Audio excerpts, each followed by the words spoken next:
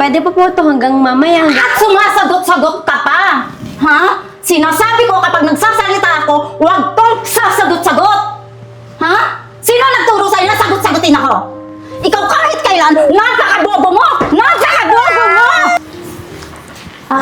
Ma'am Merly, may bago po pala Okay. ako pinapasok na tagalinis po natin, katulong dito. Katulong? Ba't ka pa kumuha? Kasi po yung iba po, nag-quit na po sila, nag-resign na po. Umalis sila nang hindi ko nalalaman? Opo, hindi po sila nagsabi. At ngayon, kumuha ka rin nang hindi ko nalalaman? Kasi po kahapon wala po kayo. Kahapon po siya dumating. So, ikaw nang nagdedesisyon. Para sa inyo din mo po ito. O sige nga, tawagin mo nga yan kung sino yan sinasabi mong bagong katulong. Sige po. Pao? Yes, ma'am. Ito yung boss mo, Ma'am Merly. Hello po, Maureen po. Siya po yung bagong katulong natin. Eto? Opo. Eto ang sinasabi mong katulong? Opo, bakit po? Ano ba naman yan, Marie? Bobo ka ba? Bakit ito yung pinasok mo? Eh, ang bata-bata pa neto. Ha? Ma'am, masipag po ako, ma'am. Marami po akong alam na gawaing bahay. Tsaka, huwag po kayo mag-alala. Wala akong pake kung masipag ka. Ang sinasabi ko, bata ka pa. Wala ka pang alam. Yan sinasabi mo masipag? Saan mo nakuha yan? Sipag-sipagan lang yan, sa umpisa lang yan. Eh, wala pa naman itong alam eh. Marunong ka magsaing? Opo, marunong po ako. Marunong magsaing ng sunog? Hindi po. Kayang-kaya ko po yun. At saan probinsya ka ba nang galing? At ang bata mo pa, pinapasok ka na agad ng magulang mo ng katulong? May magulang ka ba? May pamilya ka? Pinayagan ka? Ma'am, medyo masungit na to si ma'am. Sabi ko nga sa'yo. So, ikaw, tutuloy mo ba? Okay lang, kaya ko naman. Ano yan? Nagbubulungan na lang kayong dalawa? Nandito ako, oh! Sinasabi ko po lang sa kanya kung itutuloy niya po ba yung trabaho niya po dito. Ma'am, kumalma po muna kayo. Huwag po kayo mag-alala. Hindi po kayo madadisappoint sa akin dahil alam ko yung lahat. Alam mo ang gawain. Opo. Alam mo ang gawaing bahay. Ako. Kahit Sige ano nga. po yan. Sige nga, patunayan mo nga sa akin kung talagang marunong ka ng gawaing bahay. Igib mo ako ng tubig doon sa balon. Sa balon po. Oo, may balon kami. Punuin mo yung drum, iakyat mo doon sa ano. Ha? Iakyat mo dito. Dito, alam mo yun, nandito sa taas namin. Yung banyo. Sa banyo po. Oo, timba lang ang gamit mo. Akyat, panaog ka, punuin mo kung talagang kaya mo. Sige po. Ganyan na po ba? Ay, hindi, bukas pa. Bukas pa ako maliligo eh, ha? Siyempre, ngayon na. Napaka-bob! Bobo! Layas! Sige po mama, una na po kami. Uy, Marie, halika nga dito, hindi pa tayo tapos. Bakit po? Ay, yung katulong mo, ha? Yung katulong na inarekomenda mo. Kausapin mo mabuti yan, ha? Baka mamaya, mapahiya ka sa pag-recommend sa akin, pati ikaw tanggal ka. Huwag po kayo mag-alala. Ingipin mo lang din, walang latay. Pag yan, nagkamali dito, ha? Yung mga damit ko, baka sunugin pa niyan, ha? Sige po. Ako pong bahala sa kanya.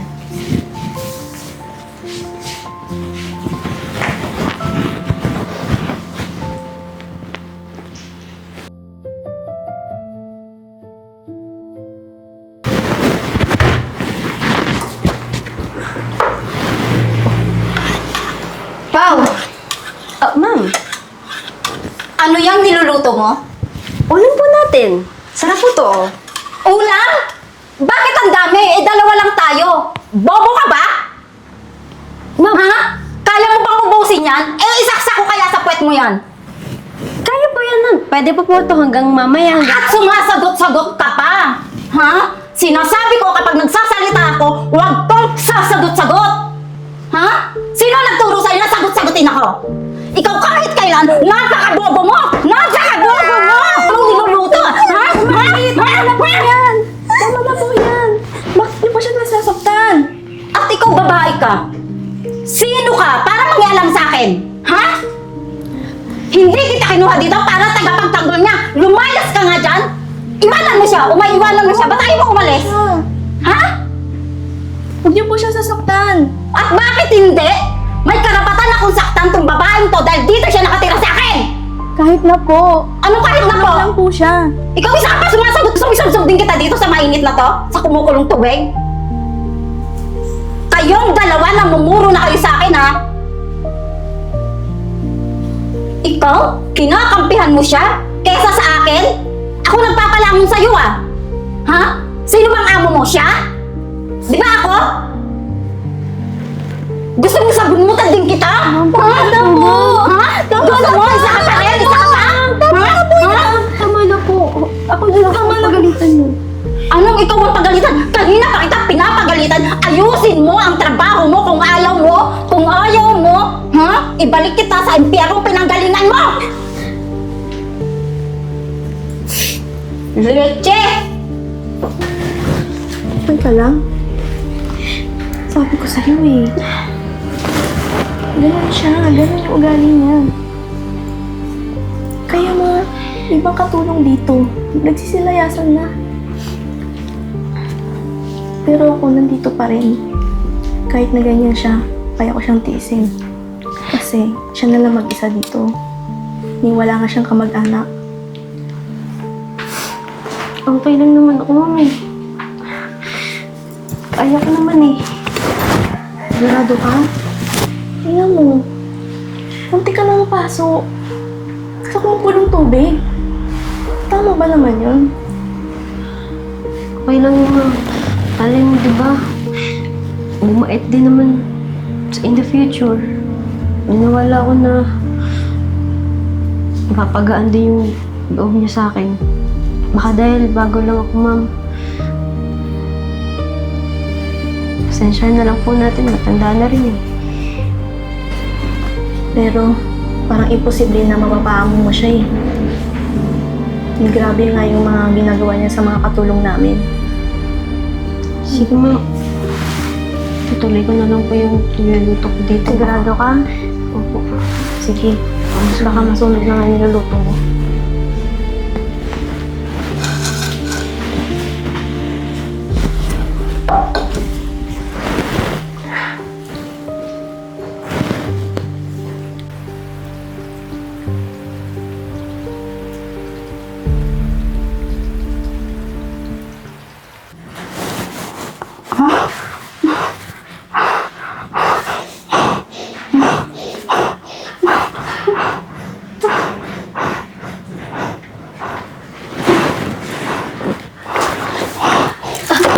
Ma'am?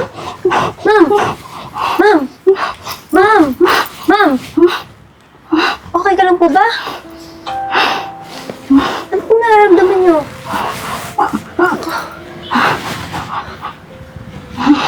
Pinabangungot po kayo.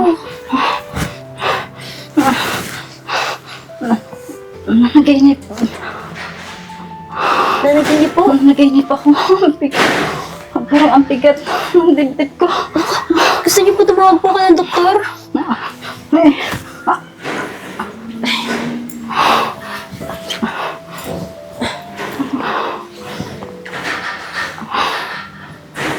Okay ka lang po ba? Okay lang ako. Oh, sorry, late ako umakyat. Iinom ko sana kayo ng gamot eh. Okay ka lang po ba? Sigurado? Okay lang ako. Okay lang ako pa. Wala naman mamalasakit sa akin eh. Walang nagmamahal. Anong wala ma... Ako! Andito ako, ma'am. Andito ako. Katulong mo. Wala na akong pamilya. Wala na ang aking mga anak. Matagal na panahon na kaming hindi nagkikita.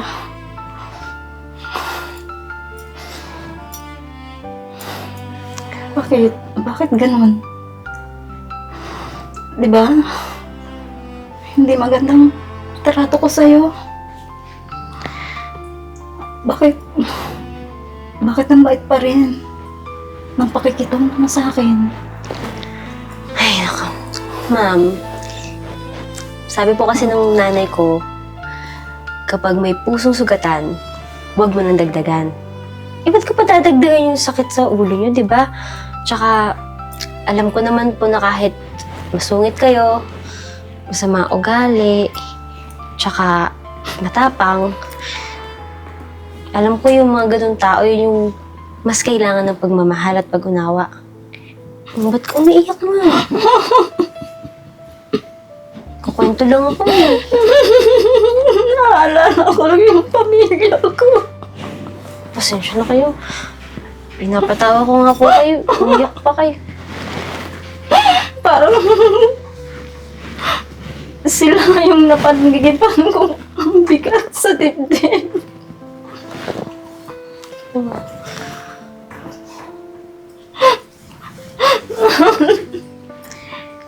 Kung na-miss nyo na po sila.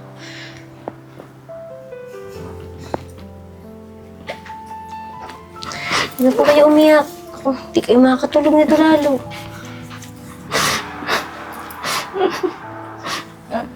Salamat.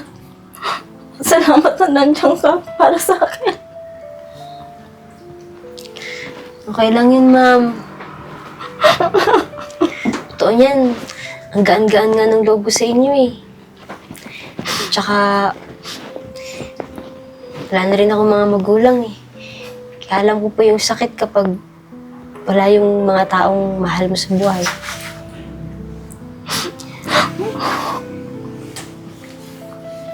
Okay lang yan. Okay lang yan, ma'am.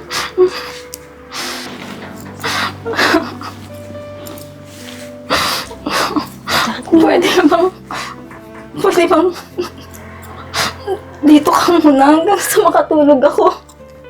Opo. Sasamahan ko po kayo. Natatakot kasi ako eh. Huwag po kayong matakot. Huwag kayong mag-alala. Nandito po. Sige na, magpahinga na po ulit kayo, ma'am.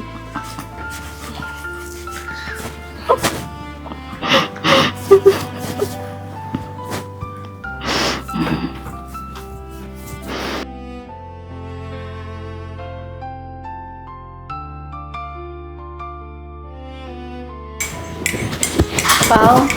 Ma'am, ito po yung kape niyo. So, may init pa. Kumusta na po? Salamat ha. Kumusta na po kayo? Alam mo ba,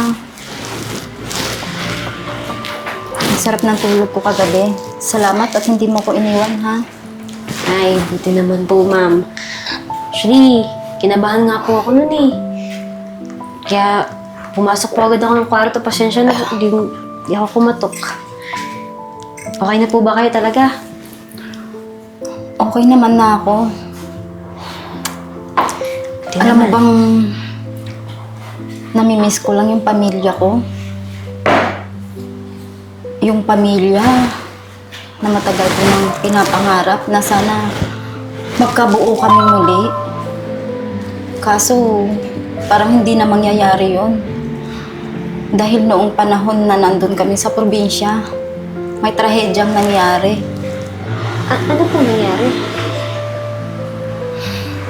Yung barkong sinasakyan namin noon, nasunog.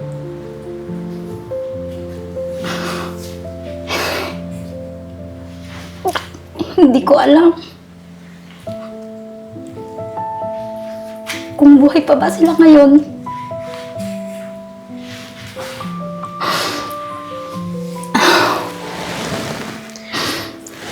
Alam mo bang buong buhay ko, mag-isa lang ako. Hindi ako sanay humingi ng tawad. Sanay lang po nang nag-uutos.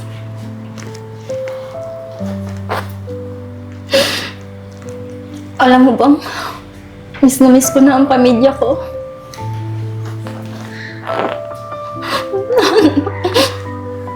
Sana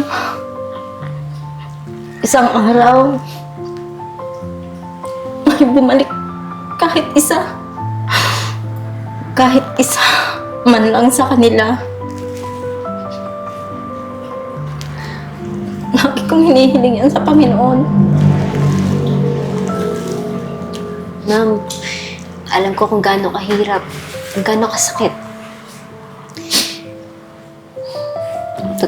Ang totoo po niyan. Wala na rin po ako mga magulang eh. Pinagpasa-pasahan nga po ako eh. Ampon dito, ampon doon. Maalis po ako kasi minamaltrato ako eh. Hindi ko po kaya yung ginagawa nila sa akin kaya tumatakas po ako. Nasaan ba yung tunay mong magulang? Hindi May ko, mga magulang ka pa bang nakagisnan? hindi ko na po alam, ma'am eh. Bata pa rin po ako nun. Tsaka, hindi ko na po maalala. Alam ko lang, nag-ampun sa akin. Akala ko yun yung totoong pamilya ko. Kahit mukha nila, hindi mo maalala. Yun nga po eh. Hindi ko maalala eh. Pero kahit na ganun, gusto ko maging positibo sa kahit anumang pagsubok ng buhay. Think positive lang. Ma'am, Oh, Marie. may magandang balita po ako. May pupunta po bukas dito. Si attorney. Mukhang may magandang balita din po siya. Ay, talaga si attorney. Tumawag sa'yo kanina? Sana magandang balita na ngayon. Sana nga po. Umaasa ako na yung ibabalita niya basta. Think positive, ma'am. Think positive. Malay mo, Tama di nga ba? naman po siya. Oo. Alam niyo, di ba may blessings? Hindi na kayo, oh. Smile na. Kagabi pa umiiyak eh.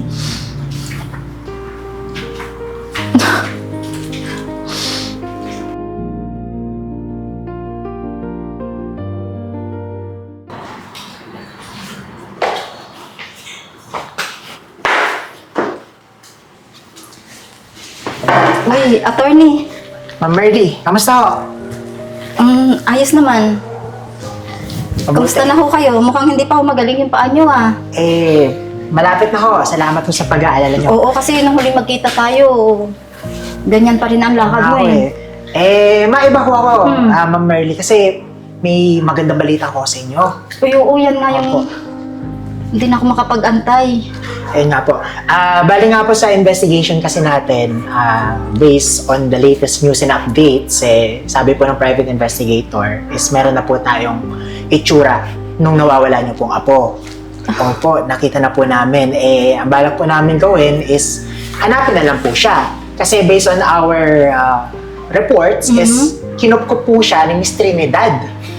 Yun po yung time na nasunugan po kayo, nung 1998, if I'm not mistaken.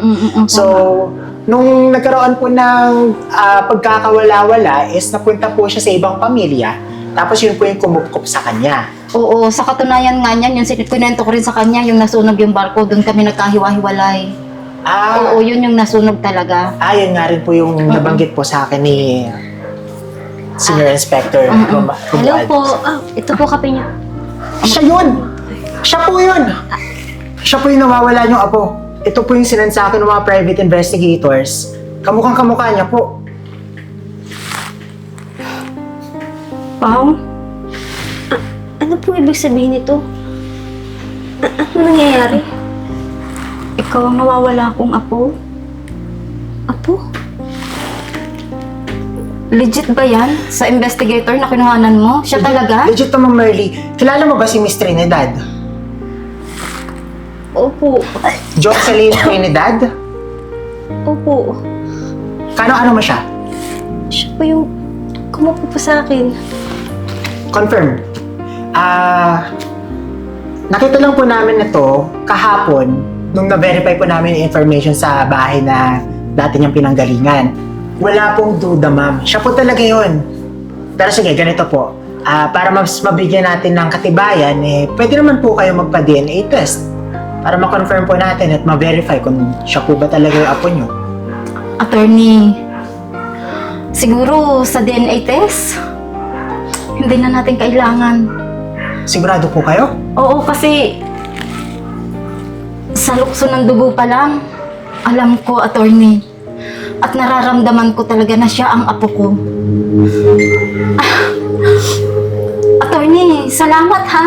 Salamat kasi nahanap mo yung apo ko na matagal ko nang hinahanap. Walang anuman po, Ma'am Merly, pero salamat din po sa pagkikipagtulungan sa amin. So, hindi nyo na po ako ng DNA test. Gusto nyo po, asikasuhin ko na yung mga papeles para maayos na po natin yung mga birth certificate at kung ano-ano pang katibayan na talagang kadugo nyo po siya. Oo nga pala din, attorney. Isa pa nga rin pala yun. Ngayon na nahanap ko na yung apo ko, siguro oras na. Para lahat ng mga ari-arian, kayamanan, lupain, sasakyan, ipapamana ko na lahat sa nag-iisa kong apo. Teka, lahat po yun? Oo, lahat. Agad-agad? Walang duda, Pao, na ikaw talaga yung nawawala kong apo. Talaga po ba? Sigurado po ba kayo sa decision nyo na ito, Ma'am Merly? Sigurado na ako, sigurado na. Sigurado na talaga. Okay. Ganito na lang. Asikasuhin ko na po ito once na makabalik po ako sa office namin. Pao, welcome to the family. Una na ako, Ma'am Merly. Attorney, Po, salamat ha. Salamat. wala anuman. Sige po, una na po ako. Opo, dito po ang pintuan, attorney ha. Salamat ho. Salamat po. Kayo po yung lola ko. Ikaw ang nawawala akong apo na patagal ko nang hinahanap. Masaya po ako. Masaya akong malaman na may pamilya pa pala ako. Totoong pamilya. Alam mo, ako rin. Patawarin mo ko sa mga ginawa ko sa'yo nung una pa lang kitang makita ha. Naging hindi maganda yung pagkikita natin pero ikaw pala yung apo na matagal ko nang hinahanap. Ikaw ang bubuo ng pagkatao ko na minsan lang nawala. Huwag na po isipin yun. Umahalaga. Ito tayo. Magkasama. Buo na. Kahit tayong dalawa lang. Biruin niyo yun? Small word? Magkatagpo pa talaga tayong dalawa. Ang tagal. Ang tagal kong hinintay. Ang pagkakataong ito. Nandito ka lang pala sa tabi ko. Hindi pa kita nakita. Kinailangan ko pang kumuha ng attorney or investigador para makita ka. Patawarin mo ako, apo ko, ha? Okay lang. Yeah.